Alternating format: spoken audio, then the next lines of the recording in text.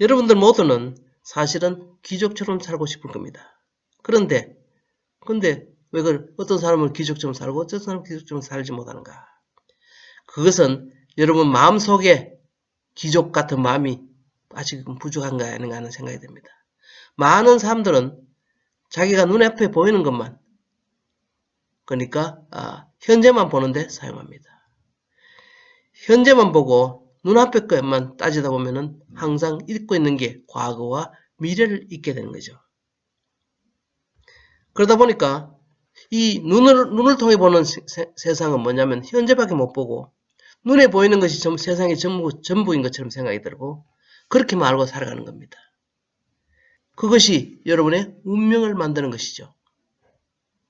지금 내 생각대로 살지 않으면 나중에 여러분들은 평생 남의 생각대로 살아가고 남이 시키는 일만 하고 살아야 된다 입니다. 저는 제자들이 그런 사람이 되기를 원치 않습니다.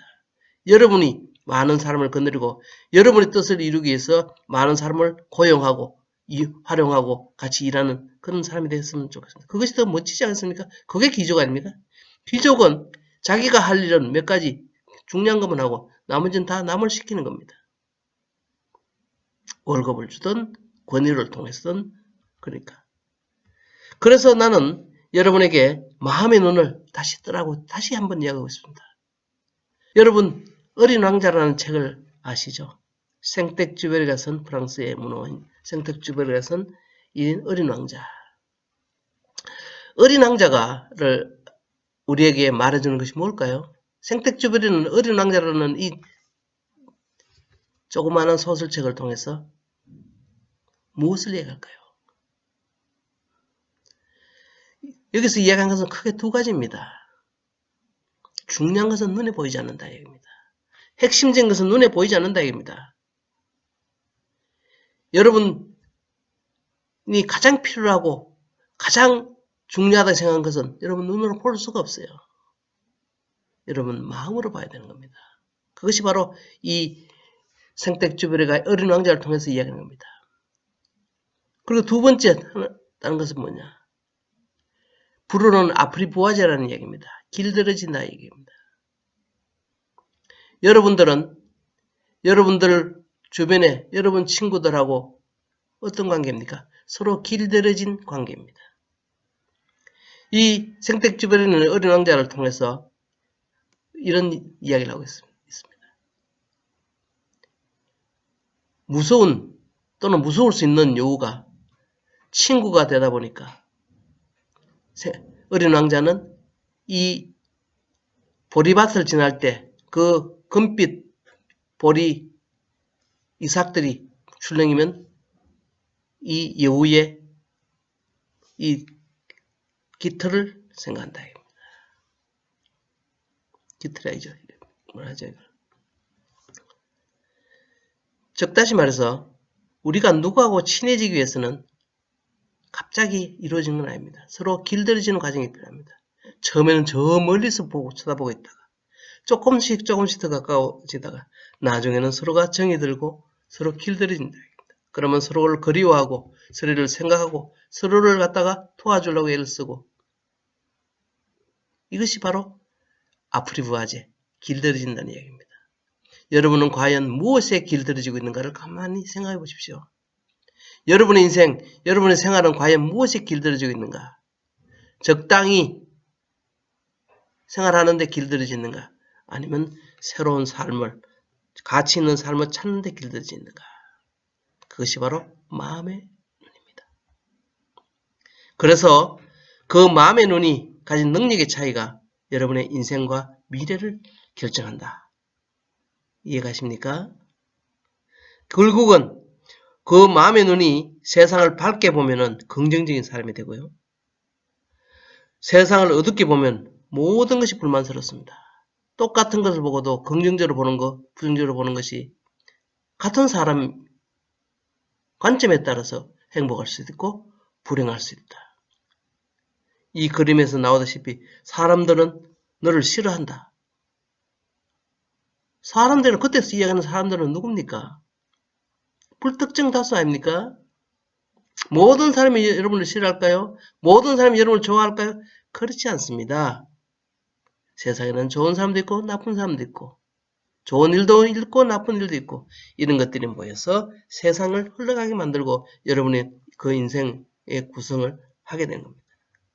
그래서 여러분에게 이야기를 하는 겁니다. 같은 조건이라면 가급적 세상을 밝게 보면 지금의 어려움도 극복할 수 있고 몸은 비록 힘들지만 마음은 황홀한 미래를 갖다가 꿈꾸게 된다 이겁니다.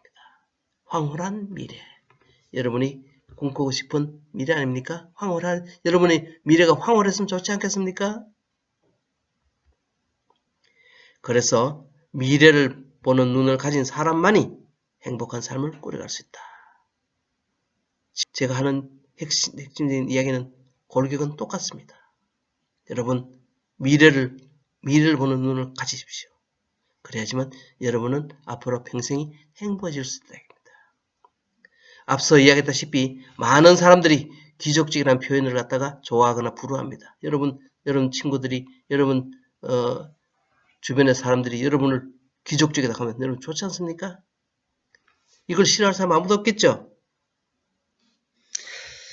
많은 사람들이 기적적이라는 말을 좋아하고 부러워합니다. 여러분 기적적이다는 소리 듣고 싶죠? 불어로 노블리스 오브레제라는 말이 있습니다. 기적이 가져야 될 의무라는 것입니다. 그 사람이 마음이 부자든 재산이 부자든 사회적으로 어느 일정 지위에 있는 사람들은 노블리스 오브레제를 해야 됩니다. 소위 말해서 귀족으로서의 어떤 의무가 있다는 거죠. 그러니까 귀족지라는 표현을 얻으려 그러면 그에 상하는 의무를 할 수 있는 어떤 능력, 마음가짐이 있어야 된다는 겁니다. 사실은 한 번뿐인 삶을, 귀족 같은 삶을 사는 것도 좋을 겁니다. 노예보다는 귀족, 일반인보다는 선택받은 사람이 더 낫지 않겠습니까? 문제는 이 귀족 같은 삶의 출발점은 마음의 풍요로움에서 가져야 된다. 아무리 재산이 많더라도 마음이 풍요롭지 않은 사람보다는 아무리 재산이 없더라도 마음이 풍요로운 사람이 더 행복하다 하는 이야기입니다. 자기 스스로를 존중하고 남에게 베풀 수 있는 귀족 같은 마음이 없으면 실제로 진정한 귀족은 될 수 없기 때문입니다. 귀족이란 것은 혈족에 따라서, 혈통에 따라서만 결정되는 것이 아니고 귀족이라는 것은 여러분의 마음속에서, 그러니까 귀족이 될 수도 있고 마음속에서 노예가 될 수도 있다 하는 것을 잊지 말길 바랍니다. 문제는 이런 마음은, 미래를 보는 마음과 귀족 같은 마음은 딴 사람으로부터 이렇게 받을 수가 없다는 겁니다. 스스로 깨우치고 스스로 행동해야 된다. 귀족 같은 행동을 해야 된다는 겁니다. 누구한테 줄 수도 없습니다. 몸은 보일 수 있겠죠. 부모로부터도 공짜로 물려받을 수도 없는 것입니다. 이 귀족 같은 눈의 시력은 본인 스스로가 노력해서 만들고 키워나가야 됩니다. 다행인 것은 세속적인, 우리가 일반적인 물질적인 재산과는 달리 누구나 노력하면 얼마든지 얻을 수 있다는 것이 참으로 다행이죠. 그렇게 귀족 같은 마음을 가지면 인생이 고매해집니다. 하이 마인드니스가 된다는 겁니다. 그러면 이런 귀족 같은 삶은 언제 어떻게 일궈야 할까요? 물론 인생 행로 언제든지 이 귀족 같은 깨달음을, 그러니까 마음의 깨달음을 얻고 실천하면 될 겁니다. 그렇지만 가능하면 젊었을 때 빨리 귀족이 되면 귀족으로 살아가는 시간이 더 길어지겠죠. 그리고 여러분처럼 자기 수련, 여러분 지금 오직 스스로의 수련에 몰두할 수 있는 학창 시절입니다. 가장 아름다운 시절이고 가장 행복한 시절인데 여러분 그것을 어떻게 생각하면 가장 험난하고 힘든 시절로 생각할 수가 있습니다. 그래서 대학 재학 중인 여러분에게 이 메시지를 전합니다. 지금이 바로 절호의 기회다. 더구나 코로나 때문에 이렇게 꼼짝달싹 못하는 행동에 제약이 있을 때는 더욱더 여러분의 마음을 추스를 수 있는 좋은 기회가 아니겠습니까?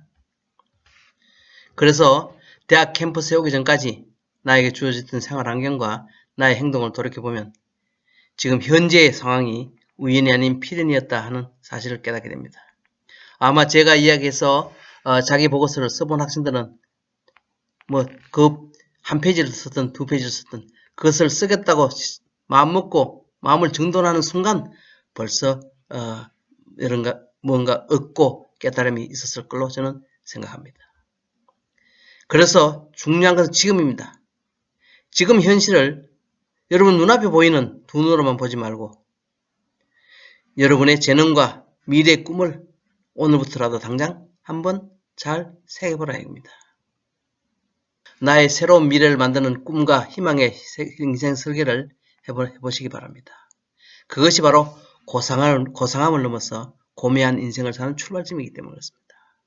마케팅 학점, 다른 학점, 대학 졸업, 그 무엇보다 중요한 것이 바로 여러분의 고상함, 고매한 인생입니다. 소위 말해서 쉽게 이야기하면 귀족 같은 삶입니다. 그러면 어떻게 인생을 즐기고 인생을 보람있게 살아갈 것인가 하는 문제입니다. 인생을 보람있게 살아간다 하는 것은 인생 설계가 필요합니다. 여러분이 이제 중간고사 때가 되면은 사례연구 계획서 설계하는 겁니다. 사례연구 설계를 하는 겁니다. 마찬가지로 조그만한 사례연구도 설계하는데 여러분은 인생을 설계를 하고 움직이고 있는지, 물론 여러분은 설계했다고 생각할 수도 있고 설계할 것도 없다고 생각할 수도 있습니다. 그렇지만 근본적으로 여러분에게 필요한 것은 신념입니다. 꼭 이렇게 해서 성공하고 싶다. 이렇게 하면 될 것이다라는 어떤 확신과 신념이 있어야 됩니다. 여러분이 잘 아는 철학자 파스칼, 나는 생각한다, 그러고 난 존재한다. 그대의 신념은 그대의 확고한 이성의 소리입니다. 이성의 소리예요. 남의 소리에서 신념을 얻을 수는 없습니다. 제가 여러분에게 아무리 옆에서 부축해도 여러분은 신념을 가질 수가 없습니다. 어떤 경우에 제 말을 갖다가 순수하게 받아들이고 내가 그것을 실천해 보겠다고 생각하기 전에는. 그래서 진실은 스스로의 신념에 뿌리를 내려야 되고 신념은 자기 자신에 대한 인정이 필요합니다. 나는 이렇게 할 수 있다. 나는 이렇게 해야 한다. 내가 할 것이다. 라는 어떤 그런 신념이 없으면 여러분들은 아무것도 할 수 없을 것이다. 라는 생각입니다. 결국 인생의 성공은 현실을 긍정적으로 보면서 현실을 딛고 지금의 어려움을 딛고 더 나은 미래를 준비하는 사람일 것이다. 여러분에게는 그런 길이 열려있다 하는 겁니다. 그러면 오늘 당장 다시 나의 미래를 설계해볼 의욕이 생기지 않습니까? 지금 당장 할 수 있는 게 뭡니까? 바로 자기 보고서입니다. 나의 과거를 정확하게 돌아보고 내가 하고 싶은 일이 뭔지, 나의 장점이 뭔지, 나의 현실적 여건은 어떤지 종합해서 인생 포트폴리오를 만들어 보십시오. 스스로 확고한 신념을 갖고 자기 보고서를 준비해 보십시오. 세상에 달라집니다. 마케팅 과목을 성공적으로 이끌기 위해서도 그렇고 여러분의 인생을 더 성공적으로 이끌기 위해서도 여러분의 자기 보고서는 꼭 필요하다. 아무리 강조해도 지나침이 없다. 라는 이야기를 꼭 하고 싶습니다. 그리고 추가적으로 여러분의 대학 생활 속에서 여러분이 꼭 이루어야 할 두 가지를 갖다가 여러분에게 어드바이스를 하고자 합니다. 그 첫째가 바로 어른이 되어야 됩니다. 여러분은 아직도 어린애처럼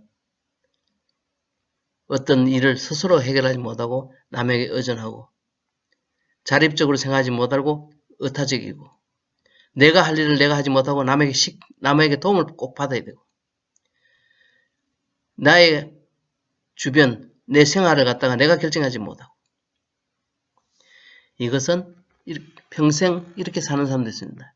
나이는 많이 먹지만 어린애처럼 사는 사람이 있는가 하면 어린애처럼 사는 건 참 좋은 일이죠. 왜냐하면 순수하잖아요. 그렇지만 순수한 것은 나이가 들수록 너무 그러니까 이 순수하다는 말과 바보스럽다는 말은 동의어가 돼가는 수가 많습니다. 순수하다는 것은 정서적으로 순수해야 되는 것이고 어른스럽다는 것은 내가 할 일을 내가 하는 행동입니다. 순수함이 너무 넘쳐서 어른이 되지 못하면 안 된다는 겁니다. 어른다운 행동은 뭡니까? 어젓하고 침착하고 남을 배려하는 행동이지 않습니까? 내가 할 일은 내가 하는 것. 그리고 미래를 보는 식견을 가진 것이 바로 어른입니다. 여러분들은 어느 정도 어른이 되는 걸 한번 잘 생각해 보십시오. 두 번째는 여러분은 분명히 전문가가 되어야 됩니다. 대학교에 왔으니까. 비싼 등록금을 내고 귀한 시간을, 여러분의 청춘이라는 귀한 시간을 써서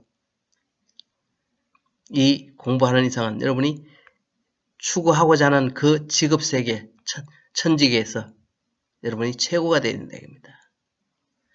나의 인생의 직업적 목표가 있어야 되고, 그것을 달성하기 위해 나의 전략이 있어야 되고, 그래서 지금부터 그걸 위해서 나는 무엇을 해야 하는 것인가? 지금 내가 주로 하고 있는 일과 내가 전문가가 되는 방법, 방향 같은가 다른가 하는 것을 생각하는 대학생활이 되었으면 좋겠습니다. 그래서 이를 정리하면은 어른스러운 생활과 행동하는 것, 어른답게 생활하는 것, 전문가다운 문제 접근 방법을 알아야지만, 그러니까 여러분이 대학생활의 가치를 충분히 누릴 수 있다고 생각됩니다. 특히 여기 나온 전문가다운 문제 접근 방법은 이번에 사례 연구에서 여러분의 모든 문제를 해결하는 방법을 갖다가 그러니까 한번 생각해보는 그런 계기를 갖게 될 겁니다.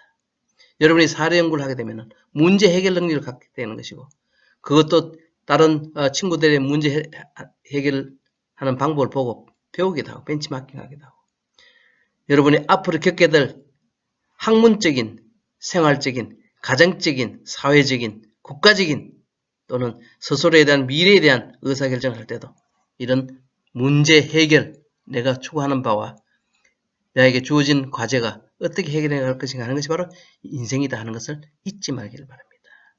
여기서 문제 해결을 잘하는 사람은 전문가가 되는 것이고, 전문가는 사회적으로도 인정받고 경제적으로도 풍요로워지고 소위 말해서 귀족적인 생활을 할 가능성이 높아진다 하는 얘기입니다. 여러분이 학습하는 마케팅 촉진관리의 핵심은 뭘까요?